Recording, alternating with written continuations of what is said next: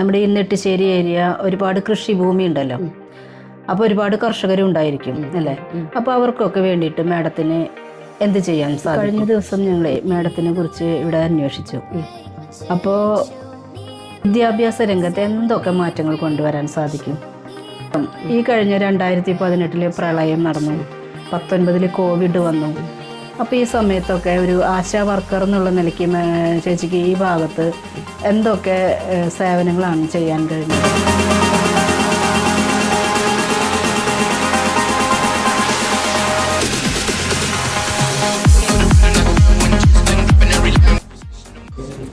നമസ്കാരം, അത്തപ്പൂക്കൾ യൂട്യൂബ് ചാനലിലേക്ക് എല്ലാവർക്കും സ്വാഗതം. ഇന്ന് നമ്മോടൊപ്പം ഇലക്ഷൻ വിശേഷങ്ങൾ പങ്കുവയ്ക്കാനായി എത്തിയിരിക്കുന്നത് തൃശ്ശൂർ കോർപ്പറേഷൻ നെട്ടിശ്ശേരി 12ാം ഡിവിഷനിൽ NDA സ്വതന്ത്ര സ്ഥാനാർത്ഥി രാധിക ഉണ്ണികൃഷ്ണനാണ്.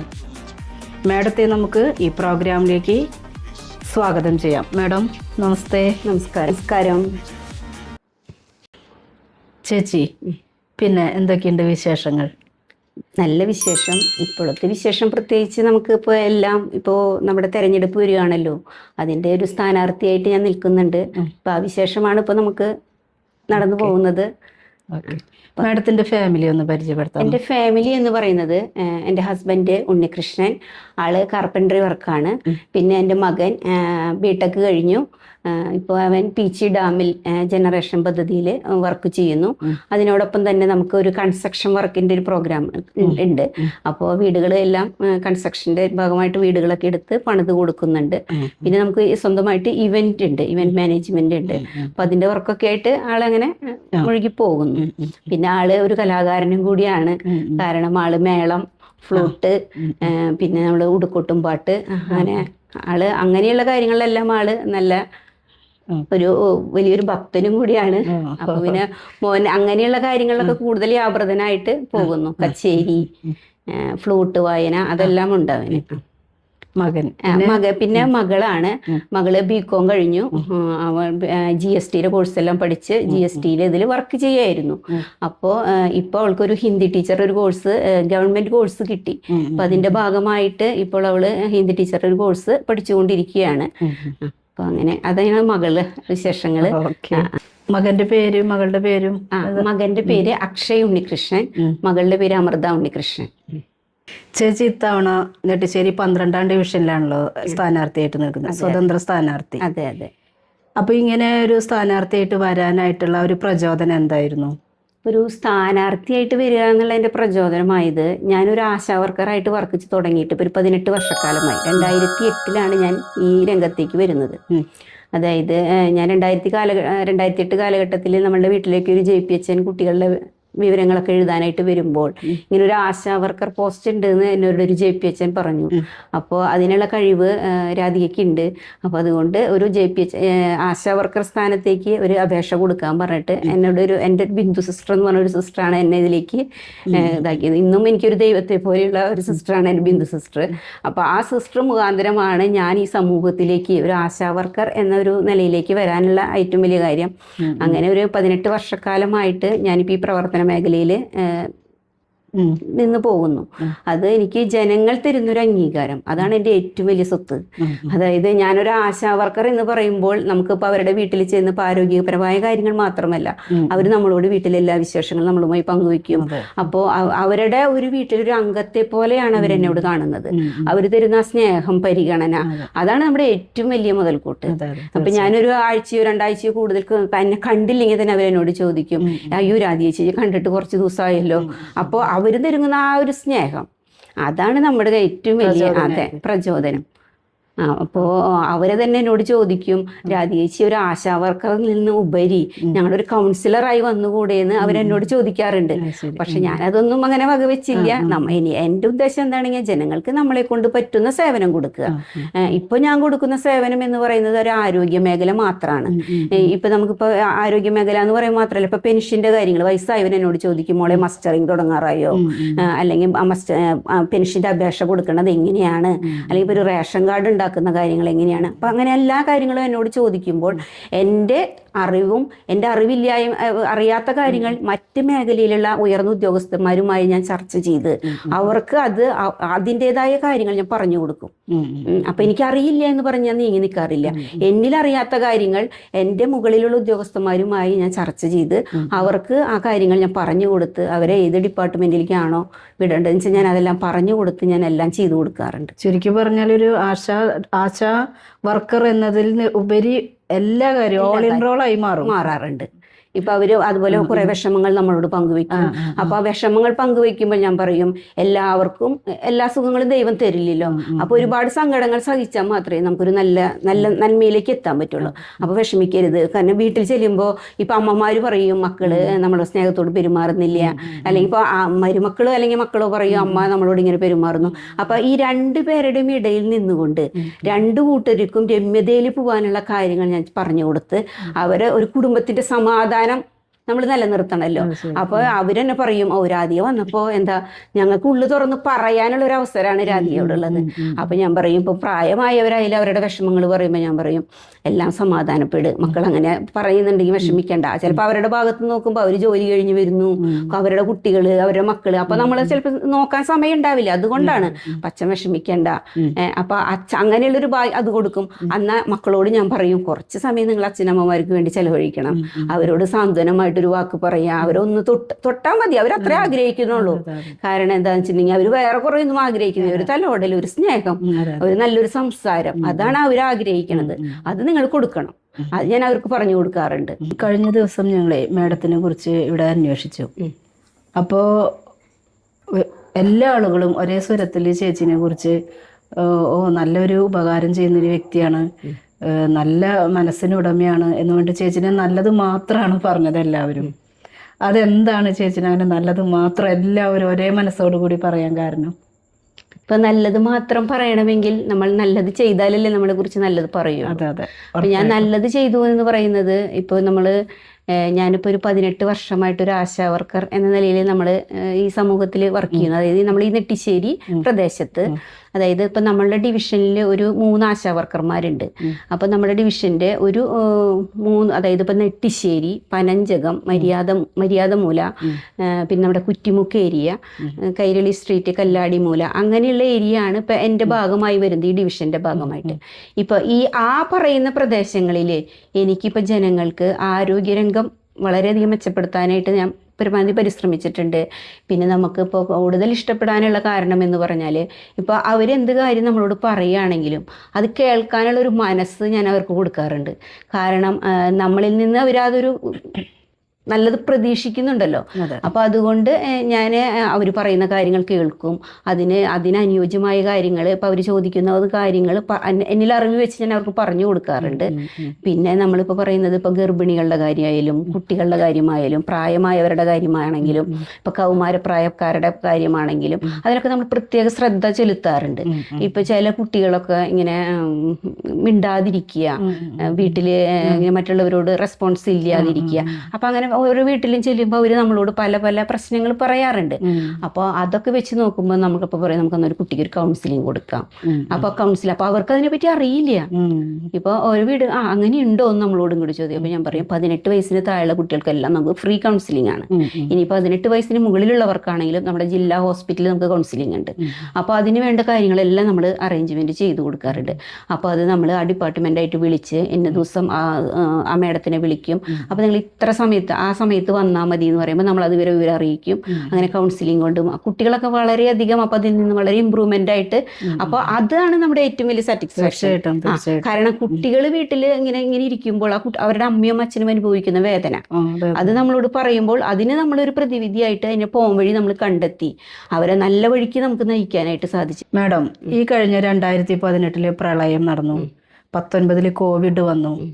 അപ്പോൾ ഈ സമയത്തൊക്കെ ഒരു ആശാ വർക്കർ എന്നുള്ള നിലയ്ക്ക് ചേച്ചിക്ക് ഈ ഭാഗത്ത് എന്തൊക്കെ സേവനങ്ങളാണ് ചെയ്യാൻ കഴിഞ്ഞത്? ഇപ്പൊ നമുക്ക് 2018 പ്രളയം വന്നു എന്ന് പറയുമ്പോൾ നമ്മുടെ കുറ്റിമുക്ക് ഏരിയ നമുക്ക് വെള്ളം കയറുന്ന ഒരു ഏരിയയാണ്. അതുപോലെ നെട്ടിശ്ശേരി ഏരിയ നമുക്ക് വെള്ളം കയറും. പിന്നെ നമ്മുടെ ഒരു ഒരു അനുഗ്രഹ നഗർ എന്ന് പറഞ്ഞിട്ടൊരു 4 വീട് നമ്മുടെ ഏരിയയിൽ വരുന്നതാണ്. അപ്പോൾ ആ സ്ഥലങ്ങളിലൊക്കെ വെള്ളം കയറിയപ്പോൾ അവർ നമ്മളെ രാത്രിയിലാണ് വിളിക്കുന്നത്, ഇങ്ങനെ വെള്ളം കയറിക്കൊണ്ടിരിക്കുകയാണ് എന്ന് പറഞ്ഞ് വിളിച്ചു. അപ്പം നമ്മൾ വേഗം തന്നെ നമ്മുടെ കൗൺസിലറെ അറിയിച്ചു. പിന്നെ ഹെൽത്ത് ഡിപ്പാർട്ട്മെൻറ്റുമായിട്ട് ഞാൻ ബന്ധപ്പെട്ടു. അപ്പോൾ പിറ്റേ ദിവസം രാവിലെ തന്നെ നമ്മൾ സ്കൂളുകളിൽ നമ്മൾ അവരെ പാർപ്പിക്കാനുള്ള എല്ലാ സൗകര്യങ്ങളും ചെയ്തു. അപ്പോൾ ഇപ്പം ഞാൻ മാത്രമല്ല, എൻ്റെ മോൻ്റെ ഫ്രണ്ട്സും എല്ലാവരും മുന്നിട്ടിറങ്ങി അവർ അവിടെ വീടുകളിൽ നിന്ന് പരമാവധി എടുക്കാൻ പറ്റുന്ന സാധനങ്ങളെല്ലാം എടുത്ത് അവരെ നമ്മളെ ക്യാമ്പുകളിലേക്ക് മാറ്റാനായിട്ട് ഒരുപാട് ഞാൻ ശ്രമിച്ചിട്ടുണ്ട്. അങ്ങനെ ക്യാമ്പുകളിൽ വന്നു. ക്യാമ്പുകളിൽ നമുക്ക് ഇപ്പോൾ ഒരു ആഴ്ചക്കാലം താമസിച്ചതിന് ശേഷം വീടുകൾ ചെല്ലുമ്പോൾ വീടുകൾ വൃത്തിയാക്കാനുള്ള എല്ലാ സാഹചര്യങ്ങളും ഞാൻ ഒരുക്കി കൊടുത്തിട്ടുണ്ട്. അതിന് കൂടെ ഒപ്പം നിന്നുകൊണ്ട് അപ്പം നമ്മൾ വീട്ടിൽ ചെല്ലുമ്പോൾ പാമ്പ്, ഇഴജന്തുക്കൾ എല്ലാം നമ്മൾ കണ്ടിട്ടുണ്ട്. അപ്പോൾ അവരുടെ കൂടെ നമ്മൾ വീടുകൾ വൃത്തിയാക്കുന്നതിനും മറ്റുമെല്ലാം ഒപ്പം നിന്ന് നമ്മൾ പരിശ്രമിച്ചിട്ടുണ്ട്. പിന്നെ നമ്മൾ കോവിഡ് കാലഘട്ടം എന്ന് പറയുന്നത് നമുക്ക് വളരെ ഭയാനകമായ ഒരു കാലഘട്ടമായിരുന്നു. ആ കോവിഡ് കാലഘട്ടത്തിൽ നമുക്ക് എന്താ പറയുന്നത്, ഓരോ വീടുകളിലും ഓക്സിജൻ കിട്ടാതെ പിന്നെ വളരെയധികം ബുദ്ധിമുട്ടുന്ന ഒരുപാട് ആളുകളായിട്ട് നമ്മൾ ഫേസ് ചെയ്യേണ്ടി വന്നിട്ടുണ്ട്. അപ്പോൾ അവരെയും നമ്മൾ ആംബുലൻസ് വിളിച്ച് കോവിഡ് സെൻ്ററുകളിലേക്ക് അവരെ മാറ്റാനായിട്ട് സാധിച്ചു. അതുപോലെ ജില്ലാ ഹോസ്പിറ്റലുകളിൽ ഇപ്പോൾ നമ്മളുടെ അടുത്തുള്ള ഒരുപാട് പേരെ നമ്മൾ ജില്ലാ ഹോസ്പിറ്റലിലേക്ക്, മെഡിക്കൽ കോളേജിലേക്ക് നമ്മൾ മാറ്റിയിട്ടുണ്ട്. അപ്പോൾ അങ്ങനെ ഒരു പ്രതിസന്ധി ഘട്ടങ്ങളിൽ നമ്മൾ അവരെ എത്രയും വേഗം എത്തിക്കുക എന്നാണ് നമ്മുടേത്. കാരണം അവരുടെ ജീവന് തന്നെ ഭീഷണിയായി നിൽക്കുകയാണ് ഓക്സിജന്റെ അളവ് കുറഞ്ഞു വരുമ്പോൾ. അങ്ങനെയുള്ള ഇതിലൊക്കെ നമ്മൾ പരിശ്രമിച്ച് അവരെ. ചേച്ചി, ഞാൻ ഇടയിൽ ഒരു ചോദ്യം ചോദിച്ചോട്ടെ. അവരുടെ ജീവന് തന്നെ ഭീഷണിയായി നിൽക്കുക എന്ന് പറഞ്ഞല്ലോ. അതെ. ഒപ്പം ഈ രക്ഷിക്കാനും സേവനത്തിനും ചെല്ലുന്ന നമ്മുടെ ജീവനും അതൊരു ഭീഷണിയായിരുന്നു. പക്ഷെ എന്നിട്ടും ചേച്ചി, ഞാൻ എന്റെ സ്വന്തം ജീവനെ ഞാൻ ഇതായിട്ടില്ല. കാരണം എന്താന്ന് വെച്ചിട്ടുണ്ടെങ്കിൽ നമ്മളെ തേടി നമ്മളെയാണ് അവർ ആശ്രയിക്കുന്നത്. അവര് നമ്മളെ ആശ്രയിച്ചു വരുമ്പോൾ ഞാൻ കൈവിട്ട് കളയാൻ പാടില്ല. അതെന്റെ മനസ്സാക്ഷിക്ക് നിരക്കാത്ത കാര്യങ്ങളാണ്. അപ്പോൾ ഞാൻ മാത്രമല്ല, നമുക്ക് RRT സംഘം ഉണ്ടായിരുന്നു. RRT സംഘം, പിന്നെ എൻ്റെ മക്കള് എല്ലാവരും നമ്മൾ ഒറ്റക്കെട്ടായി നിന്നുകൊണ്ടാണ് നമ്മൾ ഈ സമൂഹത്തിന് വേണ്ടി നമ്മൾ സേവനം ചെയ്തത്. അപ്പോൾ നമുക്കത് ഒരുപാട് നമ്മൾക്കത് എന്താ പറയുക, ഈ സമൂഹത്തിന് കൊടുക്കാൻ പറ്റുന്ന ഏറ്റവും വലിയ ഒരു രക്ഷയാണ് നമ്മൾ ചെയ്തിട്ടുള്ളത്. തീർച്ചയായിട്ടും അതൊക്കെ ആയിരിക്കാം ജനങ്ങൾ എന്നെ കൂടുതൽ ഇഷ്ടപ്പെടുന്നത്. ഒരു ആശാവർക്കർ എന്ന നിലയിൽ ഞാൻ ഇത്രയും കാര്യങ്ങൾ ചെയ്യാമെന്നുണ്ടെങ്കിൽ ഇനി ഞാനൊരു ജനപ്രതിനിധിയായി സമൂഹത്തിലേക്ക് വരുമ്പോൾ ജനങ്ങൾക്ക് ഇതിൽ കൂടുതലായിട്ട് എനിക്ക് ചെയ്തു കൊടുക്കാൻ പറ്റും എന്നുള്ള ദൃഢമായ ഉറപ്പ് എനിക്കുണ്ട്. മാഡം ജയിച്ചു കഴിഞ്ഞാൽ നമ്മുടെ ഈ 12ാം ഡിവിഷനിൽ വിദ്യാഭ്യാസ രംഗത്ത് എന്തൊക്കെ മാറ്റങ്ങൾ കൊണ്ടുവരാൻ സാധിക്കും? ഇപ്പം ഞാൻ ഒരു ജനപ്രതിനിധിയായി മത്സരിച്ച് ഞാൻ ജയിച്ചു കഴിഞ്ഞാൽ, അതായത് വിദ്യയാണല്ലോ ഏറ്റവും പ്രധാനം, വിദ്യാധനം സർവ്വധനാൽ പ്രധാനം. അപ്പോൾ വിദ്യയ്ക്കാണ് ഞാൻ കൂടുതൽ ഊന്നൽ കൊടുക്കാൻ ഉദ്ദേശിക്കുന്നത്. അപ്പോൾ ആധുനികമായിട്ടുള്ള ഒരു വിദ്യാഭ്യാസ രീതി കൊണ്ടുവരാൻ, അതായത് അതാത് ഡിപ്പാർട്ട്മെന്റുകളുമായി നമ്മൾ ബന്ധപ്പെട്ട് അത് എത്രത്തോളം നമുക്ക് ചെയ്യാൻ പറ്റുന്നുവോ അത്രത്തോളം അതിനുവേണ്ടി ഞാൻ പരിശ്രമിക്കുന്നതായിരിക്കും. മാഡം, അതുപോലെ തന്നെ മാഡം ഇപ്പോൾ ഈ 12ാം ഡിവിഷനിൽ ആശാ വർക്കറായിട്ട് ജോലി ചെയ്തുകൊണ്ടിരിക്കുകയാണ്. അതുകൊണ്ട് തന്നെ ഈ ഭാഗത്തുള്ള എല്ലാ വീടിൻ്റെ ആളുകളുടെ പൾസ് അറിയാൻ പറ്റും. അപ്പോൾ ആരോഗ്യരംഗവുമായി ബന്ധപ്പെട്ട് നമ്മൾ ചിന്തിക്കുകയാണെങ്കിൽ ഈ ഡിവിഷനിൽ ജയിച്ചു കഴിഞ്ഞാൽ എന്തൊക്കെയാണ് പുരോഗതി കൊണ്ടുവരാൻ സാധിക്കുക? ഇപ്പോൾ ആരോഗ്യരംഗം എന്ന് പറയുമ്പോൾ എനിക്ക് പുരോഗതി കൊണ്ടുവരുന്നത്, ഞാനിപ്പോൾ ഒരു ആശാ വർക്കർ എന്ന നിലയിൽ നമുക്കറിയാം കമ്മ്യൂണിക്കബിൾ ഡിസീസ് ഉണ്ട്. അതായത് ഇപ്പോൾ അതൊക്കെ നമുക്ക് തടയാനായിട്ടുള്ള പ്രതിവിധികൾ നമ്മൾ തടയണം. പിന്നെ നമുക്ക് NCD, പ്രഷർ, ഷുഗർ അതൊക്കെ നമുക്ക് ടെസ്റ്റ് ചെയ്യാം. HB, അതായത് ആളുകളുടെ ആരോഗ്യം, രക്തത്തിൻ്റെ അളവ് നമ്മൾ നിർണ്ണയിക്കണം. HB കുറവുള്ളവരെ കണ്ടുപിടിക്കാൻ. അപ്പോൾ ഇതിനെല്ലാം നമുക്ക് സ്ട്രിപ്പ് വേണം ഇത് നോക്കണമെങ്കിൽ. അപ്പോൾ അതിനുള്ള സംവിധാനം. പിന്നെ നമുക്കിതെല്ലാം നോക്കാനൊരു സബ് സെൻറ്റർ വേണം. സബ് സെൻറ്റർ എന്ന് പറയുമ്പോൾ ഇപ്പോൾ നമുക്ക് ഒരു സബ് സെൻറ്റർ ഉണ്ട്, അത് താൽക്കാലികമായ സബ് സെൻറ്റർ ആണ്. ഇപ്പം നമ്മളുടെ മേയറുടെ ഓഫീസ് നമുക്കൊരു സബ് സെൻറ്ററായിട്ട് തന്നിട്ടുണ്ട്. പക്ഷെ അത് മുകളിലായതുകൊണ്ട് പ്രായമായവർക്ക് കയറാൻ ബുദ്ധിമുട്ടുണ്ട്. ഇപ്പം നമ്മളൊരു വാക്സിനേഷൻ വെക്കുകയാണെങ്കിൽ തന്നെ നമ്മൾ കുട്ടികളെ മുകളിലേക്ക് കയറാനായിട്ട് അവർ താല്പര്യപ്പെടുന്നില്ല. കുട്ടികളെ എടുത്ത് മുകളിൽ, അത് ഒരു ഹൈ റിസ്ക് ആയിട്ടുള്ള കാര്യമാണ്.